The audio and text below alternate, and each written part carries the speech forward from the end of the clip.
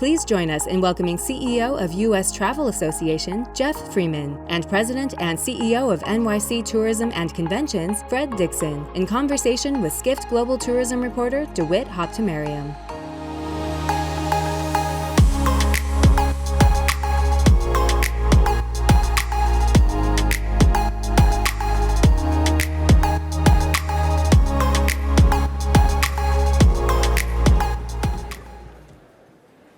Good morning. Good morning. Welcome, Fred. Welcome, Geoff. Good morning. So happy to have you guys here today.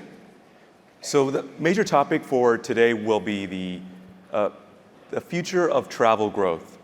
All right. So as we start, let's go over some big news happening right now. As everybody knows, the U.S. government is on the risk of shutting down. Unfortunately, U.S. lawmakers have not agreed on a federal budget to fund the government. So if they don't get a federal budget passed by Saturday, September 30th, the U.S. government will shut down. Geoff, you head the U.S. Travel Association. Your ears on the ground. You know what's happening in D.C. How likely is this going to happen, and what will be the impact to the U.S. travel industry? Well, I think we all read the same news. We see many of the same things, and everything you hear about the dysfunction in Washington is true. So our expectation is that a shutdown will happen. And unfortunately, there isn't really a light at the end of the tunnel in terms of what's going to resolve it. And the reason for that is not because you don't have a lot of people in Washington on both sides of the aisle who are ready to solve the problem. It's that you have too many, 5 to 10, who seem to exist to throw sticks in the spokes, who want to simply cause problems rather than solve problems. So these 5 to 10 people are putting their selfish interests ahead of those of millions of travelers and plenty of other people every day. So I expect that they will succeed in getting what they want, and it will cause problems, right? We know, of course, that when it comes to air travel, TSA and air traffic controllers still have to come to work or are still required to come to work. But we've seen in past shutdowns that the longer this goes on, people think twice about not getting paid to come to work. So, and even within TSA, there's no training, there's no hiring that can take place during a shutdown. And this is the agency with the greatest amount of turnover in government. So we're very concerned about what is likely to happen. I think it does speak to the dysfunction in Washington. And I think it's incumbent on us to help people understand the consequences of their decisions. We expect the travel economy will lose $140 million a day because of what's about to happen. Fred, so New York City, what will be the impact if there is a shutdown on New York City's tourism economy? To Geoff's point, I think it's going to depend upon how long this lasts. If it's protracted, all of us will see impacts. Here in New York, we are not as reliant upon large national parks. Certain regions of the country that are reliant upon certainly outdoor travelers will feel an outsized impact. We have monuments mostly here in the city of New York, including the Statue of Liberty. Last time the state stepped in to pay the workers at the Statue of Liberty to keep it open. But it will really depend. I mean, to Geoff's point also, we're watching what will happen at the airports, both with TSA and CBP officers. They are essential, but to Geoff's point, if it's protracted, you will have people calling out. So it is yet to be seen, but the impact is real. Mm. So moving on, so China, all right? So the U.S. has not made a full international recovery, and from the tourism CEOs I talked to, the U.S. cannot make a recovery without the return of Chinese tourism at its pre-pandemic levels. Fred, you just finished your first post-pandemic mission to China. Is there a floodgate of Chinese tourists ready to come to the United States? Yeah, it was wonderful to be back. It was great to connect with our partners. The ambitions are big there, and certainly at the consumer level, demand is high. I actually have a slide.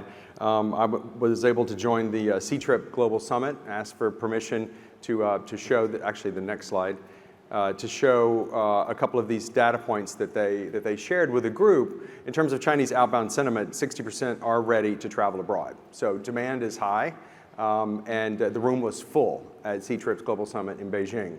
What you see on the right, of course, top 10 destinations when surveyed. You see the United States is number 10. A lot of regional travel, no surprise, in Asia first. And then when they look to go long haul, it is towards the United States and to Europe. The next slide, actually, to me, was one of the more telling ones. This is in terms of flight search trends and visa applications. And what you see in the two charts on the right, and when gauged for sentiment, the United States is number 3 in terms of regions in the world where they want to travel, and number 1 in terms of long haul, which is terrific. That's what we would hope to see. That's what we expected. On the right, though, you see that we are number 9 when it comes to actual action. Are they applying for those visas? Now, the caveat, we're fortunate to have 10-year visas in China, and so that is an advantage. But in terms of new visa applications, we rank 9th. So what it says is the Chinese are ready to travel to the United States.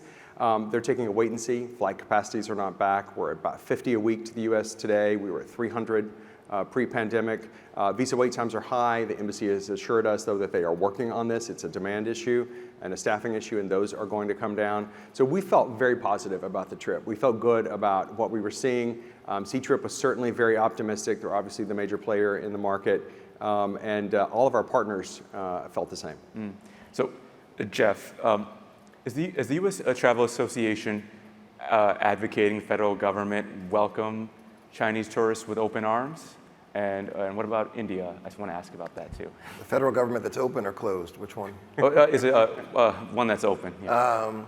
We're actively engaged on this, extremely engaged. So just to put a little more color on China, before the pandemic, 2.6 million visitors a year, spending about $15 billion. I mean, there wasn't another market anywhere close. So to your point, that the U.S. can't recover without China, that is the perception. Now, we should also acknowledge that post-pandemic, we've seen some other markets overperform. India, in particular, is coming to the U.S. both in numbers and people getting visas, in numbers we've never seen before. So there will be some upside from other markets.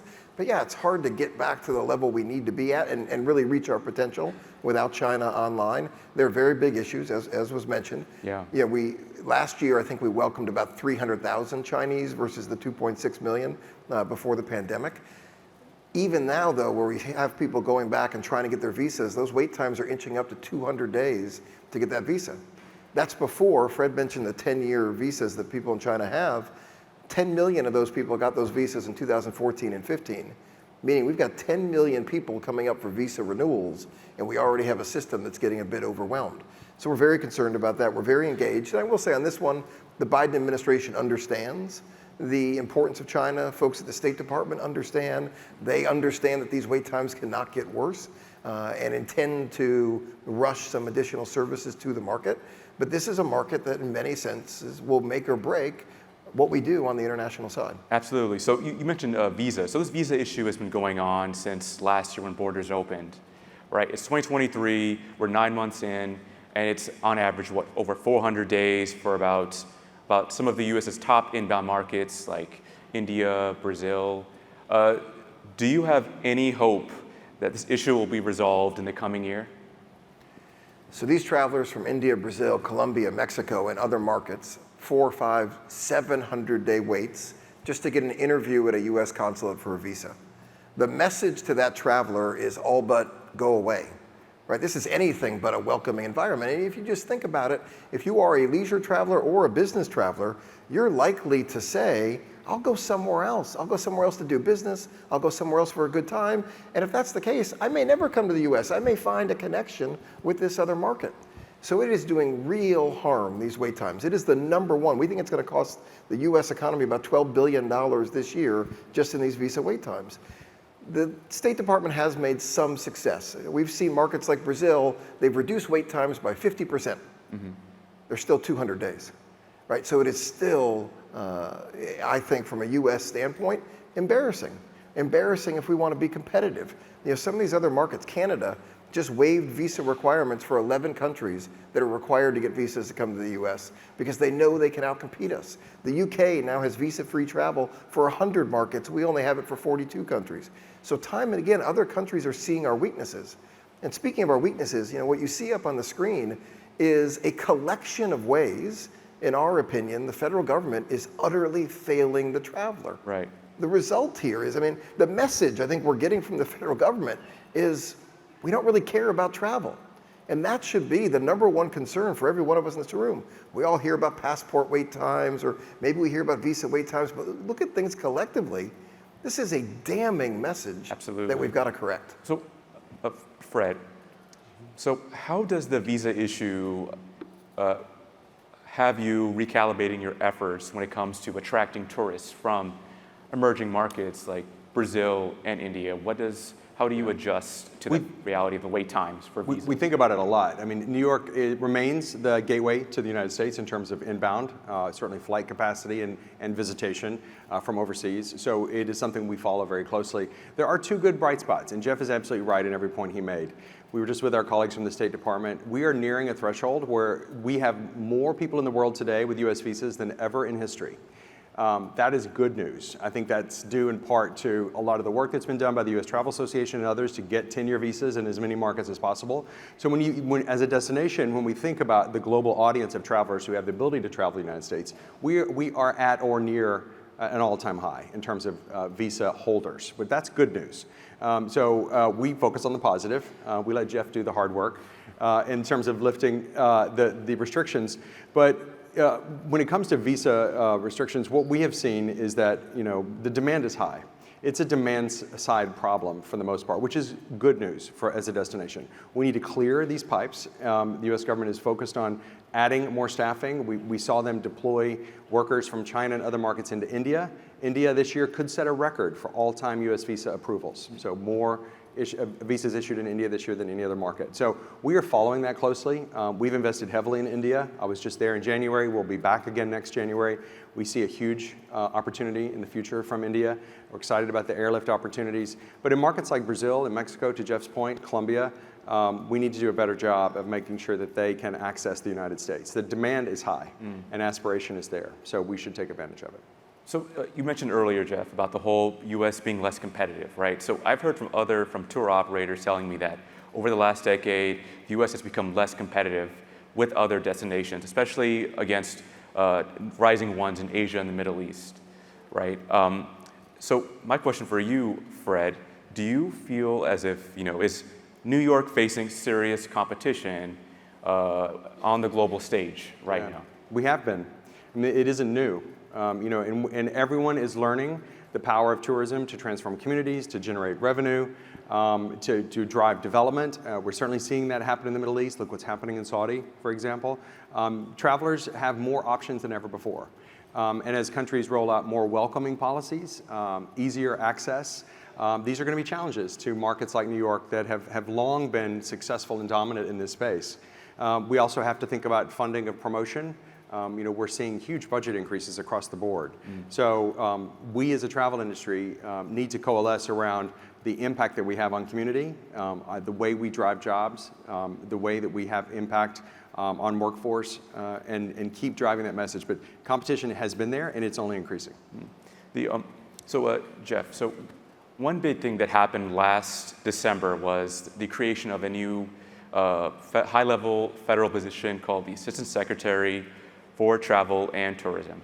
It's not been filled yet, but it was created to help make the U.S. more competitive. I've heard people in the industry say, oh, this is a game changer, this is going to be great. Do you think it's going to be a game changer for the U.S. travel industry? You're setting me up with that question. Listen, we were here yesterday when there was a great presentation from Saudi on what they're doing and the coordinated approach they're taking. That is real leadership. And we see that in some other markets. I think you see some of that in Canada, you see it in the UK, where there is a top-down strategy to grow the travel economy. We do not have that type of strategy in the United States, and we're not going to have it because we have an Assistant Secretary for Travel and Tourism within the Department of Commerce. This starts at the top. It really does start at the top. It starts at the top in New York, it starts at the top in every market in the country. If we want to be competitive, you got to take a holistic look here. We don't have that in the U.S. You look at so many of our challenges are in the Department of Transportation, the Department of State, the Department of Homeland Security, the Department of let's keep people from traveling across the federal government. And people in the Department of Commerce are going to be limited in their ability to solve those problems.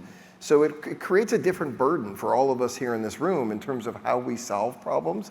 You and I were talking before, Dawit, about the fact that in the United States, we seem to have this confidence, some of it is well earned, that people are going to travel. They're going to come here. Where else would they want to go? And over the years, we see it. The U.S. is the most desired nation. But every other country is getting smarter, and they're tapping into some of our weaknesses, and our market share is going down year after year after year.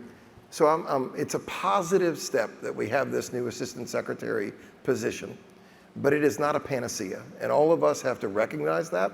One thing I say as I travel around the country, and it's applicable to a lot of the people here, we have to recognize that travel at a national level is not as embraced the way it may be in other markets. And what it requires from all of us in this room, if we want to see travel increase, is we have to be advocates for the industry in this country in a way that's maybe different than what you have to do in other countries. We have to participate in making sure that the federal government understands the implications of their decisions, right, and understands the steps, the concrete steps they can take to create better policy. Everyone in this industry needs to be a bigger advocate than they probably are today. So we touched on this a little bit on the shutdown aspect earlier, but so U.S. air infrastructure, right? It's pretty outdated. I think we can pretty much agree on that. I got to ask, so Geoff, how does our current air infrastructure, our TSA, FAA, how do these parts of the infrastructure impede the U.S. travel industry's ability to grow in the years ahead? We did a survey recently, and like 25% of the people said they were satisfied with air travel in America. I don't know who those people are. Maybe some of them are here. If you could raise your hand. Wow, we've got 23% of all flights right now are delayed or canceled. The experience getting through many of the airports, getting through TSA where lines are getting longer, is anything but comfortable. The exception is places like LaGuardia now. Who would have said that 10 years ago, right? Thank you very much. But you go to a place like LaGuardia and you see the future. You see how you can have a better experience, how throughput can increase, the value of investing in infrastructure that we haven't seen elsewhere in the country. Particularly with business travelers. When you look at leisure travelers, they're more resilient. They're taking 1, 2, 3 trips a year. They're going to put up with the hassle. The business traveler is not going to put up with the hassle. And they're the ones who are saying, I'm going to avoid trips. More than 50% of business travelers say, I would travel more often if the hassle factor were reduced. And the hassle factor combined with the fact that they've got alternatives in Zoom and they've got alternative in Teams. Right. And we just lived through an experiment in not traveling, and people are like, I can do less of this. So removing that hassle factor is absolutely critical. There is legislation in a government that's about to shut down right now that would fund the FAA and provide more resources, make some really important investments. But we're about to walk away from that if this thing shuts down. Right. So it's kind of one step back, one step forward, 1.5 steps back, and that's certainly a concern. Well, so Fred, Geoff mentioned LaGuardia. He said there have been some good investments. Are there really any good investments that have made tangible impacts on meeting travel demand into New York? Absolutely. I mean, LaGuardia is a great case in point. I mean, Terminal B was built to accommodate 8 million travelers. It was doing almost double that. And so to Geoff's point about the hassle factor, the overall experience, it was subpar. And it was President Biden who made the comment that got the whole thing started, if you all remember, a few years ago. Now we have this beautiful new airport, the first new airport built in the country in 25 years. We're super proud of it. It now can accommodate easily 17 million travelers a year, just Terminal B alone. So major investments. We're up to 77 daily departures from LaGuardia, and that will only grow. And we are providing a much better experience, to Geoff's point, and it leans towards the business traveler. JFK, major investments happening over there too. We're $8 billion project at LaGuardia. It's a $17 billion project at JFK. Equal investment happening across the river at Newark. And so we see that we need to upgrade our infrastructure. We need to make sure that that welcome mat is out. And we're thrilled with the investments that have happened here on the local level. So speaking of infrastructure in general, we just, let's talk about short-term rental infrastructure. So we just heard from Brian Chesky. We're in New York City, right? There's been a big crackdown on Airbnbs in New York, right? For a lot of budget travelers, Airbnb is their preferred choice to expensive hotels. I got to ask you, Fred, do you think this crackdown will make it harder for budget travelers to come to New York? Well, I think you have to just put it in context. I mean, so this year we expect to sell around 37 million room nights in New York. The short-term rental market is about 10% of that. So you're talking about 3 million plus room nights. So it is a small portion of the market. We have over 700 legal hotels in New York City. We have 10,000 new hotel rooms in the pipeline. Travel costs are going up everywhere, and we certainly see the market demand driving rate in New York. That's not a surprise. That's always been the metric here. But no, we don't see that there's going to be an outsized impact. The laws have been on the book, and what has happened is that the recent local law and the enforcement requiring the registration is going to bring that part of the industry into line with local law, and it is welcomed. We think that there are plenty of options in New York, and we don't see that it's going to have an impact on the city's affordability or its demand. Gotcha. Okay, let's pivot. So, cities and downtowns, right? So they are major attractions for tourists, but a lot of them really depend on the office commuter, right? The person who comes in, spends money at businesses, attractions, and whatnot, right? But that group is not coming back as much. And I hear repeatedly from the CEOs of tourism bureaus in San Francisco, DC, LA, that there's high office vacancy rates that's having an impact at some level. I know your position, Geoff. I know U.S. Travel has been advocating that the Biden administration increase the number of days in the office for federal workers. Why? Yeah, so a couple things about this. The recovery from the pandemic has not been an even recovery. It hasn't been even in terms of the segments. It's really been driven by leisure. And it hasn't been even in terms of the markets. Some markets have done much better than others. We hear about the markets that are really struggling. A big part of this is their approach to the cities, how inviting those cities are, how safe those cities are, how clean those cities are. All of these play a factor. We have 140,000, I think, federal workers just in the DC area. Having those people in the office creates a more vibrant experience. It's why we've encouraged the federal government to be back in the office, encouraged the Biden administration to do that. For what it's worth, the Biden administration has encouraged it, and nothing's changing. So they're running into the same problems that many other employers are running into, but it's true across the country. We need to send that message of getting people back in the office. Now, there's a flip side to this, and we had Richard Florida with us not too long ago. He wrote the book, The Creative Class, 20 years ago, is really the foremost expert on the state of cities and what it takes to rebound. And he made an interesting point. The dependency of urban markets on spending from travelers is going to increase exponentially post-pandemic. Because you're not going to have people in office 5 days a week, getting the traveler into these markets is more important in 24 and 25 and beyond than it ever was before. I'm hopeful that's going to create some new opportunities. That creates an interdependence between governments and the travel industry that we've never seen. It gets them to think a little bit more about how we build environments that are conducive to attracting travel. This has the potential to create a partnership going forward that I think that we're excited about, right? How can we work with government to make all markets at a national level, but particularly at a state and local level, more inviting, more welcoming to travelers? That's only upside for our industry. So I'm sorry, I have to ask. So Skift used to have an office on 30th Street, right? Now we're fully remote. We're thriving. We're doing very well. I mean, we're loving it too. So are you saying that if we come to the office, if we get a lease in Midtown, get an office, and come take a subway every day, we'll be helping the tourism experience? Will that be a big contributor if we're... So I don't want to be, certainly not naive about it. At U.S. Travel, we're in the office 3 days a week. We've found hybrid to work really, really well. And I think that's the future, obviously. I think there is, though, we have to understand, if people aren't coming downtown to work, what's the effect of that, right? There's a spending effect. And it's not just in the lease you pay. It's the little restaurants that were right there. It's the drugstore that's right there. It's the dry cleaner that's right there. If we lose all of that, and in New York, we've seen some of that pressure. If we lose all of that, well, how attractive is that to a traveler? I was just talking to someone last week when I was in California, and they were saying, you know what, all the hubbub about homelessness and crime, I didn't feel any of that when I was at the Moscone Center for a week. What I did feel was a lot of boarded up buildings. I didn't have a place to go to get the coffee. I didn't have a place to go to get lunch. That's what I felt. There is an interdependence between travel and the local workforce, and we've got to strike that balance. And in a lot of these markets, we're missing it right now.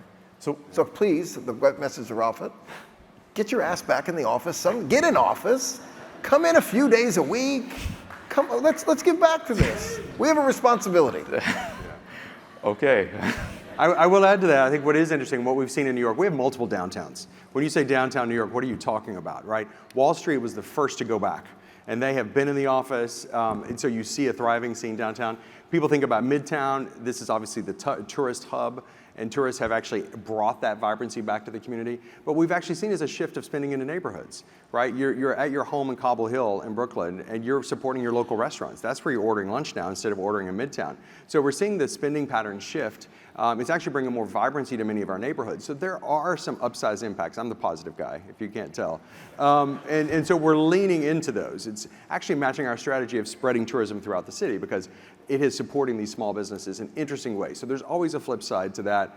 In New York, let's face it, in the best of times, we were in the, we always had summer Fridays in New York, right? Those of you who live in New York, everyone heads for the door at noon on Fridays. That's always been the case here. That's what happens in big cities. So it isn't that big of a shift. And what we're seeing is that to Geoff's point, which I think is the great one, tourism and local workforce are so interdependent.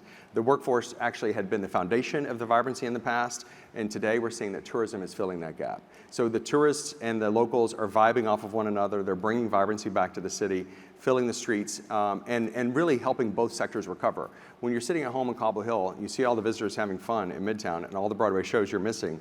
It creates FOMO. So there is a new synergy here that I think is being built that we're excited to dig in on and capitalize. So we're low on time, so I guess I'm going to have to ask closing questions. So, Geoff, what right now is the biggest hurdle for the U.S. travel industry in order to grow and compete?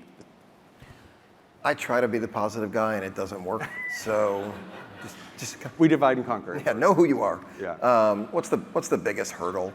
I go back to that slide we put up on the screen, and I say this not in a political way. The Biden administration, I've been in Washington nearly 30 years, the Biden administration is the least effective administration I've ever seen at working with the private sector. And that's saying something, right? So how do you work with business to solve problems? There has not been a partnership, a zeal, a willingness to do that. That's a big issue. Those are big problems on the screen that are going to take real concerted effort to solve.